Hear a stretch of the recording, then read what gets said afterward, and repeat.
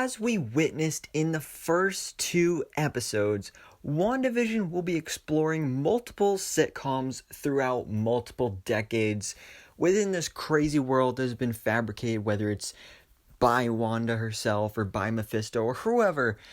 We know we're going to see all these sitcoms, and we know we're going to be seeing all of these decades portrayed in this series. And that's something I'm really excited for. It's definitely different and unique, but I think it's a cool idea, and I'm really enjoying it so far.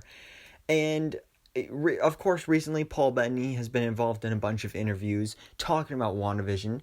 And recently, one of the interviews he did, he actually revealed some big information about this show. And he actually revealed these specific sitcoms and decades that we're going to be seeing in this season.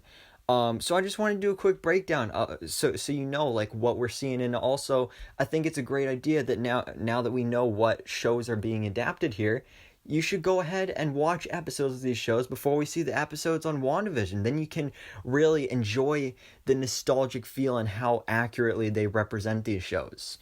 So anyway, starting off with episode 1, which we already saw, that episode takes place kind of in the 50s, and that episode is based off of the Dick Van Dyke Show, which we also know they actually talked to Dick Van Dyke himself to help out with the series with some of the comedy and stuff from that sitcom era. So and that was pretty cool. And then also episode 2, as we also saw last Friday, that is based in the 60s, so you can see a pattern going here. Every episode is a different decade, going in order, of course. So in the 60s, we had the episode based off of Bewitched, and you saw that definitely based off that intro, how it was that cool animated intro, just like in Bewitched, how you had that, and then the kind of magic that Wanda was using, like, that's very Bewitched, so that was really cool. But now let's get into the episodes that we haven't seen yet, starting off with episode 3, which will be based off of the Brady Bunch. And we kind of knew this. We knew this was going to be happening. This is going to be taking place during the 70s. And I love the Brady Bunch. The Brady Bunch is such a good show. It's one of my favorite sitcoms. So it's awesome that we're seeing that adapted here in this series. So yeah, that's really cool. I'm excited to see that. Big fan of the Brady Bunch. But then with episode 4, we will be seeing in the 80s an adaptation of Family Ties, which I don't know. I haven't seen any episodes of Family Ties, so I can't really tell you anything about it.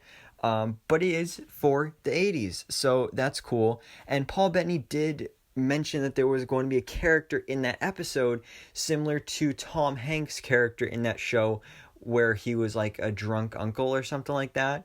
So that makes me think that maybe that could be possibly where we maybe see an appearance of Quicksilver, whether that's Aaron Taylor Johnson's Quicksilver or Evan Peters' Quicksilver, because we do know that based off of leaked auditions and stuff that the twins were referring to their uncle. So maybe you got Uncle Quicksilver, drinking a little too much there in the 80s. But then moving on to episode 5 of the series, which will be set in the 90s and based off of Malcolm in the Middle. Another show I haven't seen any episodes of, but I've heard that a lot of people like it, so that's cool. And yeah, so that's the 90s.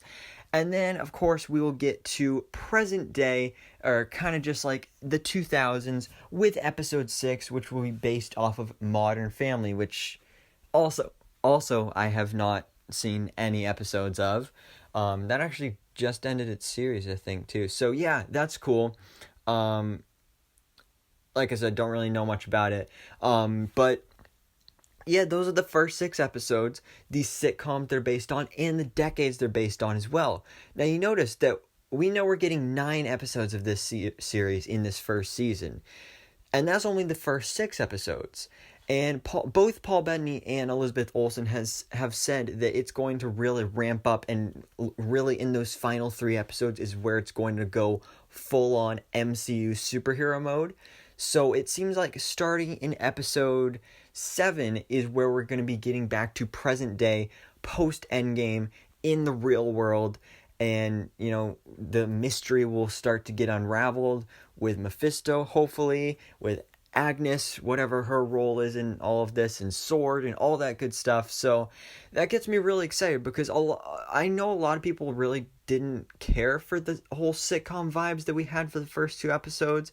But just as Paul Bettany said, like, you have to have patience because when we get to those last 3 episodes, things are gonna get crazy. So I cannot wait for that. But guys, let me know down in the comments below, what do you think about the different sitcoms that they are adapting for this series?